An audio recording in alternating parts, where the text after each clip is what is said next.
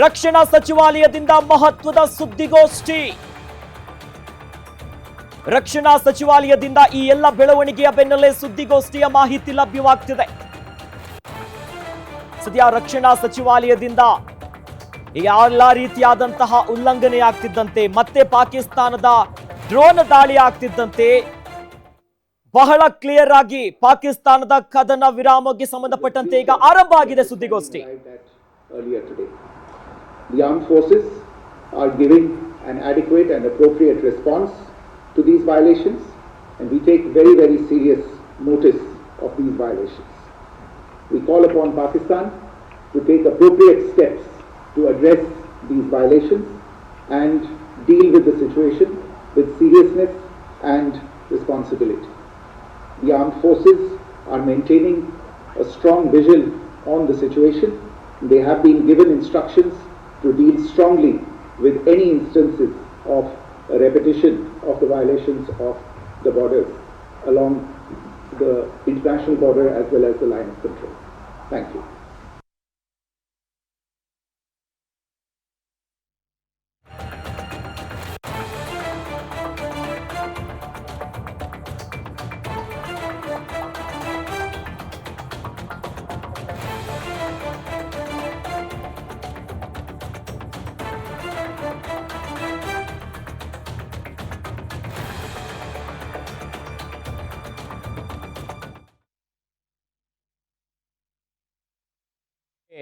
ಬಹಳ ಪ್ರಮುಖವಾಗಿ ರಕ್ಷಣಾ ಸಚಿವಾಲಯದಿಂದ ಮಹತ್ವದ ಸುದ್ದಿಗೋಷ್ಠಿ ಒಂದ್ ಕಡೆ, ಯಾಕಂದ್ರೆ ಪಾಕಿಸ್ತಾನ ಕದನ ವಿರಾಮವನ್ನ ಉಲ್ಲಂಘನೆ ಮಾಡಿದೆ. ಹೀಗಾಗಿ ಭಾರತದ ಮುಂದಿನ ನಡೆ ಏನಿರುತ್ತೆ, ಹೌದು ಕದನ ವಿರಾಮ ಉಲ್ಲಂಘನೆ ಮಾಡಿರೋದು ಹೌದು ಅನ್ನೋದಾಗಿ ಸ್ವತಃ ಈಗ ಈ ಬಗ್ಗೆ ಮಾಹಿತಿ ಸಿಗ್ತಾ ಇದೆ. ಪಾಕಿಸ್ತಾನದಿಂದ ಸತತವಾಗಿ ಡ್ರೋನ್ಗಳ ದಾಳಿಯಾಗಿದೆ, ದೊಡ್ಡ ಮಟ್ಟದ ಶಬ್ದಗಳು ಈ ಭಾಗದಲ್ಲಿ ಕೇಳಿಸ್ತಾ ಇದೆ ಗಡಿ ರಾಜ್ಯಗಳಲ್ಲಿ ಅನ್ನುವಂತಹ ಮಾಹಿತಿ ಸಿಗ್ತಾ ಇದೆ. ಹೀಗಾಗಿನೇ ವಿಕ್ರಮ್ ಮಿಸ್ರಿ ಅವರು ಪತ್ರಿಕಾಗೋಷ್ಠಿಯನ್ನ ಮಾಡಿದ್ರು ಕದನ ವಿರಾಮವನ್ನ ಉಲ್ಲಂಘನೆ ಮಾಡಿರುವಂತ ವಿಚಾರಕ್ಕೆ. ಹೀಗಾಗಿ ಪಾಕಿಸ್ತಾನಕ್ಕೆ ತಕ್ಕ ಉತ್ತರವನ್ನ ನೀಡೋದಕ್ಕೆ ಸೇನೆಗೆ ಫ್ರೀ ಹ್ಯಾಂಡ್ ಕೊಟ್ಟಿದ್ದಾರೆ. ಹಾಗಾಗಿ ಕದನ ವಿರಾಮ ಉಲ್ಲಂಘನೆ ಆಗಿದೆ, ಮುಂದಿನ ನಡೆ ಯಾವ ರೀತಿಯಾಗಿರುತ್ತೆ ಸುಮ್ಮನೆ ಬಿಡೋದಿಲ್ಲ, ಯಾಕಂದ್ರೆ ಭಾರತವನ್ನ ಕೆಣಕಿದೆ. ಹೀಗಾಗಿ ಇಂಡಿಯನ್ ಆರ್ಮಿಯಿಂದ ಮುಂದಿನ ದಿನದಲ್ಲಿ ದೊಡ್ಡ ಮಟ್ಟದ ಉತ್ತರ ಸಿಕ್ಕೇ ಸಿಗುತ್ತೆ, ಬಿಡೋದೇ ಇಲ್ಲ ಅನ್ನುವಂತ ಸೂಚನೆಗಳೀಗ ಸಿಗ್ತಾ ಇದೆ. ಹೀಗಾಗಿನೇ ಇದೇ ವಿಚಾರಕ್ಕೇನೆ ಬಹಳ ದಿಢೀರ್ ಅನ್ನೋದಾಗಿ ಸುದ್ದಿಗೋಷ್ಠಿ ಮಾಡಿದ್ರು. ವಿದೇಶಾಂಗ ಸಚಿವಾಲಯದಿಂದ ಸುದ್ದಿಗೋಷ್ಠಿ ಆಗಿರುವಂತ ಮಾಹಿತಿ ಇದು, ಯಾಕಂದ್ರೆ ವಿದೇಶಾಂಗ ಕಾರ್ಯದರ್ಶಿ ಆಗಿರುವಂತ ವಿಕ್ರಮ್ ಮಿಶ್ರಾ चल रही सैन्य कार्रवाई को रोकने का समझौता आज शाम को हुआ था. पिछले कुछ घंटों से इस समझौते का पाकिस्तान की ओर से घोर उल्लंघन हो रहा है. भारतीय सेना जवाबी कार्रवाई कर रही है और इस सीमा अतिक्रमण से निपट रही है. ये अतिक्रमण अत्यंत ही निंदनीय है और पाकिस्तान इनके लिए जिम्मेदार है. हमारा मानना है कि पाकिस्तान इस स्थिति को ठीक से समझे और इस अतिक्रमण को रोकने के लिए तुरंत उचित कार्रवाई करे. सेना ने इस स्थिति पर कड़ी नजर रखी हुई है और उसे किसी भी अतिक्रमण से निपटने के लिए ठोस और सख्त कदम उठाने के लिए आदेश दे दिए गए. Good evening. For the last few hours, there have been repeated violations of the understanding arrived at earlier this evening between the Directors General of Military Operations of India and Pakistan. This is a breach of the understanding arrived at earlier today. The armed forces are giving an adequate and appropriate response to these violations, and we take very, very serious notice of these violations.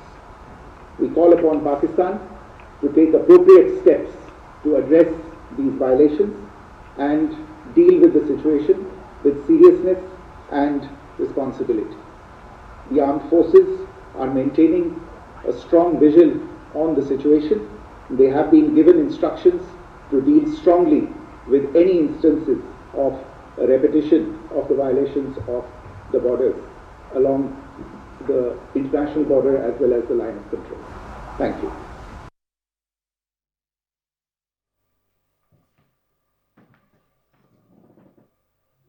serious notice of these violations. We call upon Pakistan to take appropriate steps to address these violations and deal with the situation with seriousness and responsibility. The armed forces are maintaining a strong vigil on the situation. They have been given instructions to deal strongly with any instances of a repetition of the violations of the borders along the international border as well as the line of control. Thank you. Yes, ಪಾಕಿಸ್ತಾನದಿಂದ ಕದನ ವಿರಾಮ ಆಗ್ತಿದ್ದಂತೆ ದಿಢೀರಂತ ವಿದೇಶಾಂಗ ಇಲಾಖೆಯಿಂದ ಸುದ್ದಿಗೋಷ್ಠಿ ಆಯ್ತು. ಇದರಲ್ಲಿ ಬಹಳ ಪ್ರಮುಖವಾಗಿ ಉಲ್ಲೇಖ ಮಾಡಿರೋದು ಕೆಲ ಗಂಟೆಗಳ ಹಿಂದೆಯಷ್ಟೇ ಪಾಕಿಸ್ತಾನ ಕದನ ವಿರಾಮವನ್ನ ಉಲ್ಲಂಘನೆ ಮಾಡಿದೆ. ಹೀಗಾಗಿ ಸಂಪೂರ್ಣವಾಗಿ ಈ ಸಿಚುವೇಶನ್ ಅನ್ನ ಸೀರಿಯಸ್ ಆಗಿ ಪರಿಗಣಿಸಬೇಕು, ಇದನ್ನ ಸರಿಯಾಗಿ ಡೀಲ್ ಮಾಡಿ. ಜೊತೆಯಲ್ಲಿ ಈ ಸನ್ನಿವೇಶವನ್ನ ಹ್ಯಾಂಡಲ್ ಮಾಡೋದಕ್ಕೆ ಈಗಾಗಲೇ ಭಾರತೀಯ ಸೇನೆಗೆ ಸಂಪೂರ್ಣವಾದಂತಹ ಫ್ರೀ ಹ್ಯಾಂಡ್ ಕೊಡಲಾಗಿದೆ. ಹೀಗಾಗಿ ಗಡಿ ನಿಯಂತ್ರಣ ರೇಖೆಯಲ್ಲಿ ಅಂದ್ರೆ LOCಯಲ್ಲಿ ಭಾರತೀಯ ಸೇನೆಯಿಂದಲೂ ಕೂಡ ಫೈರಿಂಗ್ ಆಗ್ತಿದೆ. ಪರಿಸ್ಥಿತಿಯನ್ನ ನಿಭಾಯಿಸುವಂತ ನಿಟ್ಟಿನಲ್ಲಿ ಪಾಕಿಸ್ತಾನ ಪ್ರಚೋದನೆಯನ್ನ ಮಾಡ್ತಿದೆ. ಯಾವ ರೀತಿಯಾಗಿ ಅಪ್ರಚೋದಿತವಾಗಿ ದಾಳಿ ಮಾಡ್ತಾ ಇದೆ, ಡ್ರೋನ್ ಅಟ್ಯಾಕ್ಸ್ ಮಾಡ್ತಾ ಇದೆಯಲ್ಲ, ಇದಕ್ಕೆ ತಿರುಗೇಟನ್ನ ಕೊಡ್ತೀವಿ, ಸುಮ್ಮನೆ ಬಿಡೋದಿಲ್ಲ ಅನ್ನುವಂತ ಮಾತುಗಳನ್ನ ಹೇಳಲಾಗ್ತಿದೆ ವಿದೇಶಾಂಗ ಸಚಿವಾಲಯದಿಂದ. ಈಗಷ್ಟೇ ವಿದೇಶಾಂಗ ಕಾರ್ಯದರ್ಶಿ ಆಗಿರುವಂತಹ ವಿಕ್ರಮ್ ಮಿಸ್ತ್ರಿ ಅವರು ಹೇಳಿದ್ರು, ಅದ್ರ ಬಗ್ಗೆನೇ ಉಲ್ಲೇಖ ಮಾಡಿದ್ರು. ಸುಮ್ಮನೆ ಬಿಡೋದಿಲ್ಲ, ಪಾಕಿಸ್ತಾನ ಈ ಸನ್ನಿವೇಶವನ್ನ ಅತ್ಯಂತ ಗಂಭೀರವಾಗಿ ರೆಸ್ಪಾನ್ಸಿಬಲ್ ಆಗಿ ಪರಿಗಣಿಸಬೇಕು. ಹಾಗಾಗಿ ಅಧಿಕೃತವಾಗಿ ಮಾಹಿತಿ ಸಿಕ್ಕಿರುವಂತದ್ದು, ಎಸ್ ಹೌದು, ಕದನ ವಿರಾಮವನ್ನ ಉಲ್ಲಂಘನೆ ಮಾಡಿದೆ ಪಾಕಿಸ್ತಾನ. ಸಿಚುವೇಶನ್ ಅನ್ನ ಸರಿಯಾಗಿ ಹ್ಯಾಂಡಲ್ ಮಾಡಿ, ಜೊತೆಯಲ್ಲಿ LOC ಸೇರಿದಂತೆ ಇಂಟರ್ನ್ಯಾಷನಲ್ ಬಾರ್ಡರ್ ಅಲ್ಲೂ ಕೂಡ ಉಲ್ಲಂಘನೆ ಮಾಡಿದ್ದಾರೆ. ಹೌದು, ಹೀಗಾಗಿ ಸೇನೆಗೆ ಸಂಪೂರ್ಣವಾದಂತಹ ಸ್ವಾತಂತ್ರ್ಯವನ್ನ ನೀಡಲಾಗಿದೆ. ಹಾಗಾಗಿ ಅವರೇ ಸಿಚುವೇಶನ್ ಅನ್ನ ಹ್ಯಾಂಡಲ್ ಮಾಡ್ತಾರೆ, ಅವ್ರಿಗೆ ಹೇಗೆ ಬೇಕು ಹಾಗೆ. ಯಾಕಂದ್ರೆ ಸೇನೆಗೆ ಫ್ರೀ ಹ್ಯಾಂಡ್ ಕೊಟ್ಟಿರುವಂತ ವಿಚಾರವನ್ನ ಉಲ್ಲೇಖ ಮಾಡಿದ್ದಾರೆ. ಎಸ್, ಈ ಬಗ್ಗೆ ಹೆಚ್ಚಿನ ಡೀಟೇಲ್ಸ್ ಅನ್ನ ನೀಡ್ತಾರೆ ನಮ್ಮ ಕರೆಸ್ಪಾಂಡೆಂಟ್ ಚಂದ್ರಮೌಳಿ ಅವರು. ಎಸ್ ಚಂದ್ರಮೋಹನ್, ಸದ್ಯ ಕದನ ವಿರಾಮ ಉಲ್ಲಂಘನೆ ಆಗಿರುವಂತ ವಿಚಾರ ಅಧಿಕೃತವಾಗಿ ಈಗ ವಿದೇಶಾಂಗ ಸಚಿವಾಲಯ ಸುದ್ದಿಗೋಷ್ಠಿಯಲ್ಲಿ ಉಲ್ಲೇಖ ಮಾಡಿದೆ. ಇದರ ನಡುವೆ ಮುಂದೆ ಭಾರತ ಏನು ಮಾಡುತ್ತೆ, ಭಾರತದ ಆಯ್ಕೆಗಳು ಹೇಗಿರುತ್ತೆ, ಪಾಕಿಸ್ತಾನ ಮತ್ತೆ ಮತ್ತೆ ಕೆದಕಿ ಅಂತ ಕಾರ್ಯ ಮಾಡ್ತಿದೆಯಲ್ಲ, ಇದಕ್ಕೆ ಯಾರು ಸಪೋರ್ಟ್ ಮಾಡ್ತಿದ್ದಾರೆ, ಬೆನ್ನಲ್ಲಿ ಯಾರಾದ್ರೂ ಹಿಂದಿಂದ ಸಪೋರ್ಟ್ ಮಾಡುವಂತ ಕೆಲಸ ಆಗ್ತಿದ್ಯಾ, ಏನಿದ್ರ ಸ್ಟ್ರಾಟಜಿ ಅಂತ? ಅಖಿಲೇಶ್, ಏನಂದ್ರೆ ಈಗ ಒಂದು ಸಂಜೆ 5 ಗಂಟೆಗೆ ಭಾರತ ಮತ್ತು ಪಾಕಿಸ್ತಾನದ ನಡುವೆ ಕದನ ವಿರಾಮ ಆಗಿತ್ತು. ಇದರ ಕುರಿತು ಸರ್ಕಾರ 6 ಗಂಟೆಗೆ ಇಡೀ ದೇಶಕ್ಕೆ ಮಾಹಿತಿಯನ್ನು ನೀಡಿತು. ಇದಾಗಿ ಕೇವಲ ಅಂದ್ರೆ ಕದನ ವಿರಾಮ ಮಾಡಿಕೊಳ್ಳಲಾಗಿದೆ ಅನ್ನೋ ಘೋಷಣೆ ಮಾಡಿ ಕೇವಲ 3.5 ಗಂಟೆಯಲ್ಲಿ ಪಾಕಿಸ್ತಾನ ಕದನ ವಿರಾಮವನ್ನು ಉಲ್ಲಂಘನೆ ಮಾಡಿದೆ. ಅಖನೂರ್, ಪೂಂಚ್, ಕುಪ್ವಾರ ಸೇರಿ ಭಾರತದ ಬಹುತೇಕ ಗಡಿ ಪ್ರದೇಶಗಳೇನಿವೆ ಇಲ್ಲೆಲ್ಲವೂ ಸಹ ದಾಳಿಗಳನ್ನ ಮಾಡಿದೆ. LOCಯಲ್ಲಿ ಅನಿಯಮಿತವಾದಂತಹ ಶೆಲ್ಲಿಂಗ್ ಮಾಡ್ತಾ ಇದೆ, ಅಪ್ರಚೋದಿತ ಗುಂಡಿನ ದಾಳಿಗಳನ್ನ ಮಾಡ್ತಾ ಇದೆ. ಇದಕ್ಕೆ ಭಾರತೀಯ ಸೇನೆ ಸಹ ಅದರದ್ದೇ ಭಾಷೆಯಲ್ಲಿ ತಕ್ಕ ಪ್ರತ್ಯುತ್ತರ ನೀಡ್ತಾ ಇದೆ. ಮತ್ತೆ ವಿದೇಶಾಂಗ ಸಚಿವಾಲಯ ಮತ್ತು ಭಾರತ ಸರ್ಕಾರ ಸೇನೆಗೆ ಕಂಪ್ಲೀಟ್ ಫ್ರೀ ಹ್ಯಾಂಡ್ ಕೊಟ್ಟಿದೆ. ನೀವು ಯಾವುದೇ ರೀತಿಯಾದಂತಹ ಒಂದು ಪ್ರತಿಕ್ರಿಯೆಯನ್ನು ನೀಡಿ ಅಥವಾ ನೀವು ಯಾವುದೇ ಒಂದು ಸೈನಿಕ ಕಾರ್ಯಾಚರಣೆಯನ್ನ ನಡೆಸಿ, ನಾವು ನಿಮಗೆ ಬೆಂಬಲವಾಗಿ ನಿಲ್ತೇವೆ. ನೀವು ಯಾರಿಗೂ ಭಯ ಪಡುವಂತ ಅವಶ್ಯಕತೆ ಇಲ್ಲ ಮತ್ತು ಯಾರದ್ದೇ ಒಂದು ಆದೇಶಕ್ಕಾಗಿ ನಿರೀಕ್ಷಿಸಬೇಕಾಗಿರುವಂತ ಅವಶ್ಯಕತೆ ಇಲ್ಲ. ನೀವು ಏನು ಕ್ರಮ ಕೈಗೊಂಡರೂ ಸಹ ಸರ್ಕಾರ ಅದಕ್ಕೆ ಒಂದು ಬೆಂಬಲವಾಗಿ ನಿಲ್ಲುತ್ತೆ ಅಂತ ಹೇಳೋ ಮೂಲಕ ಏನೀಗ ಪಾಕಿಸ್ತಾನ ಭಾರತವನ್ನು ಪ್ರಚೋದಿಸುವಂತ ಕೆಲಸಕ್ಕೆ ಕೈ ಹಾಕಿದೆ. ಇದಕ್ಕೆ ತಕ್ಕವಾದ ಪ್ರತ್ಯುತ್ತರವನ್ನು ನೀಡಿದೆ. ಆಮೇಲೆ ನಾವಿಲ್ಲಿ ಗಮನಿಸಬೇಕಾಗಿರೋದು ಏನಂದ್ರೆ, ಕದನ ವಿರಾಮ ಮಾಡಿಕೊಳ್ಳೋಕೆ ಭಾರತ ಏನು ಆಸಕ್ತಿ ತೋರಿಸಿರ್ಲಿಲ್ಲ, ಆದರೆ ಪಾಕಿಸ್ತಾನ ಕದನ ವಿರಾಮಕ್ಕೆ ಆಸಕ್ತಿ ತೋರಿಸಿತ್ತು. ಯಾಕಂದ್ರೆ ಭಾರತದ ಜೊತೆ ಹೆಚ್ಚಿನ ದಿನಗಳ ಸಂಘರ್ಷ ನಡೆದಷ್ಟು ಸಹ ಪಾಕಿಸ್ತಾನಕ್ಕೆ ಭಾರಿ ತೀವ್ರ ನಷ್ಟ ಆಗುತ್ತೆ. ಯಾಕಂದ್ರೆ ಅವರ ಆರ್ಥಿಕತೆ ಇದನ್ನ ಸಹಿಸಿಕೊಳ್ಳುವಷ್ಟು ಅಥವಾ ಯಾವುದೇ ಒಂದು ದೀರ್ಘಕಾಲದ ಸಂಘರ್ಷವನ್ನ ತಡೆದುಕೊಳ್ಳುವಷ್ಟು ಒಂದು ಬಲವಾಗಿಲ್ಲ.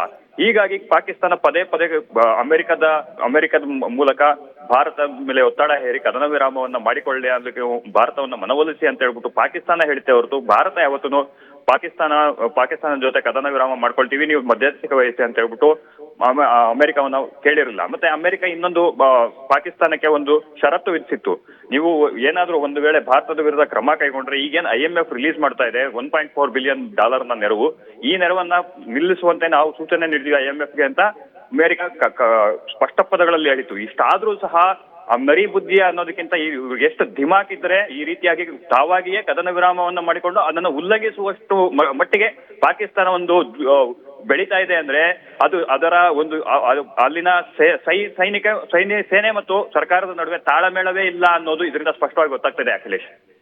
ಸೊ ಒಟ್ನಲ್ಲಿ ಈಗ ಪಾಕಿಸ್ತಾನದಲ್ಲಿ ಸರ್ಕಾರದಲ್ಲಿ ರಾಜಕೀಯವಾಗಿ ಬಿಕ್ಕಟ್ಟು ಶುರುವಾಗಿರೋ ಕಾರಣಕ್ಕೋಸ್ಕರನೇ ಈ ರೀತಿಯಾದಂತ ದ್ವಂದ್ವ ನಿಲುವು. ಯಾಕಂದ್ರೆ ಪಾಕಿಸ್ತಾನನೇ ಸ್ವತಃ ಹೋಗಿ ಕದನ ವಿರಾಮ ಬೇಕಂತ ಬೇಡ್ಕೊಂಡಿತ್ತು, ಅದಾದ್ಮೇಲೆ ಆ ನಿರ್ಧಾರ ತೆಗೆದುಕೊಳ್ಳಾಯ್ತು. ಈಗ ಕತ್ತಲಾಗ್ತಿದ್ದಂತೆ ಬಾಲ ಬಿಚ್ತಾ ಇದೆಯಂತಂದ್ರೆ ಇದ್ರ ಹಿಂದಿನ ಕುತಂತ್ರ ಏನಿರ್ಬೋದು, ಸ್ಟ್ರಾಟಜಿ ಏನು ಅಂತ?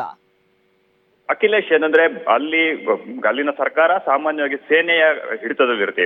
ಬೇರೆ ಪ್ರಜಾಪ್ರಭುತ್ವ ದೇಶಗಳಲ್ಲಿ ಸರ್ಕಾರದ ಹಿಡಿತದಲ್ಲಿ ಸೇನೆ ಇದ್ರೆ, ಪಾಕಿಸ್ತಾನ ಅನ್ನೋ ಒಂದು ದರಿದ್ರ ದೇಶದಲ್ಲಿ ಸೇನೆಯ ಕೈಯಲ್ಲಿ ಸರ್ಕಾರ ಇರುತ್ತೆ.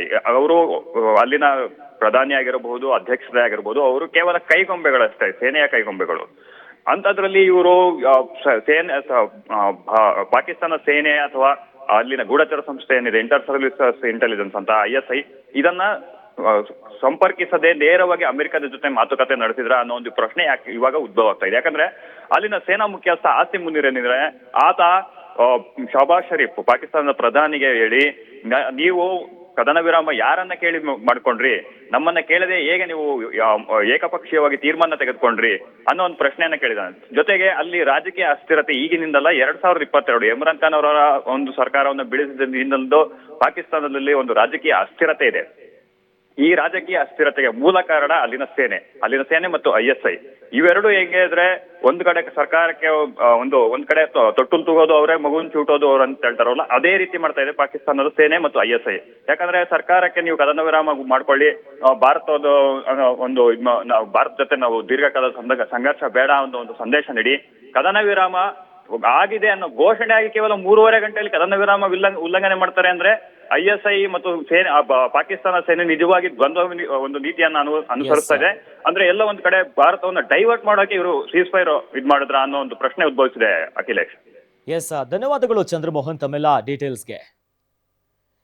ಸೊ ಒಟ್ನಲ್ಲಿ ಬಹಳ ಸ್ಪಷ್ಟವಾಗಿ ಗೊತ್ತಾಗ್ತಾ ಇದೆ, ಈಗ ಕದನ ವಿರಾಮ ಉಲ್ಲಂಘನೆ ಆಗ್ತಿದ್ದಂತೆ ಸೇನೆಗೆ ಫ್ರೀ ಹ್ಯಾಂಡ್ ಅನ್ನ ಕೊಟ್ಟಿದ್ದೀವಿ, ಯಾವುದೇ ರೀತಿಯಾದಂತ ಕಾರ್ಯಾಚರಣೆ ಮಾಡಬೇಕು, ಸೇನೆ ಅದನ್ನ ಮಾಡುತ್ತೆ ಅನ್ನೋದಾಗಿ ಬಹಳ ಸ್ಪಷ್ಟವಾಗಿ ದಿಢೀರ್ ಕರೆದಿರುವಂತ ಸುದ್ದಿಗೋಷ್ಠಿಯಲ್ಲಿ ಬಹಳ ಸ್ಪಷ್ಟವಾಗಿ ಆ ಬಗ್ಗೆ ಉಲ್ಲೇಖ ಮಾಡಿದ್ರು.